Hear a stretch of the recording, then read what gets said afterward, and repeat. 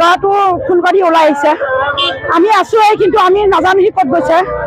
কিন্তু এইটো সাজিশ হয়, একদম মানুহে মানে সাজিশ কৰি তাক লকআপত মানে ফাঁচি দিছে।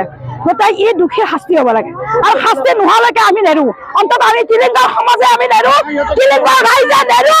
দুখী শাস্তি হ'বই লাগিব, দুখী শাস্তি হ'বই লাগিব, দুখী শাস্তি হ'বই লাগিব। কাৰণ এই ল'ৰাটো একদম অমায়িক শদিয়াৰ পৰা ধুবুৰীলৈ সি নাম প্ৰসংগ কৰি ফুৰে। সি ধুবুৰীৰ পৰা শদিয়ালৈ সি নাম প্ৰসংগ কৰি ফুৰে, আৰু আমাৰ সমাজৰ আগভাগ শাৰী ল'ৰা হয়। তাৰ অবিহনে আমাৰ সমাজ আধৰুৱা, তাৰ অবিহনে আমাৰ সমাজ আধৰুৱা। বিৰাট অমায়িক ল'ৰা, বহুত শান্ত ল'ৰা।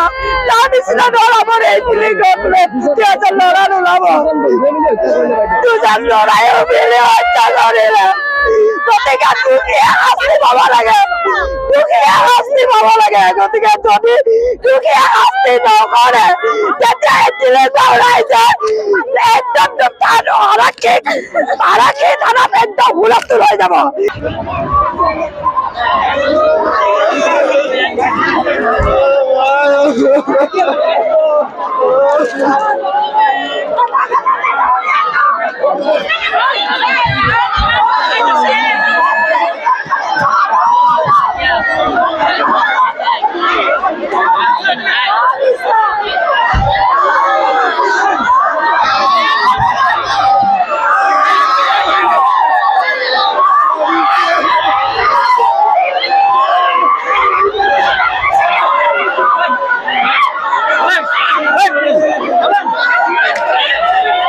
ধুবুৰীলৈ বিকি বাটে যোনজন মৰি গ'ল, তেওঁ বহুত এজন ডাঙৰ ভকত, বহুত ডাঙৰ ভকত। সি যে এনেকুৱা হ'ব বুলি নাজানো। আজি 5 দিনে নোহোৱা হৈছে, 30 তাৰিখৰ পৰা নাই।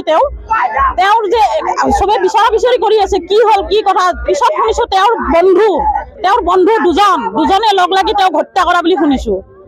শুনি কিনে বহুত দুখ লাগিছে। কিন্তু তেওঁ যে আমাৰ ঘৰৰ ওচৰতে ওলমাই থৈ দিছে, আজি গম পালো।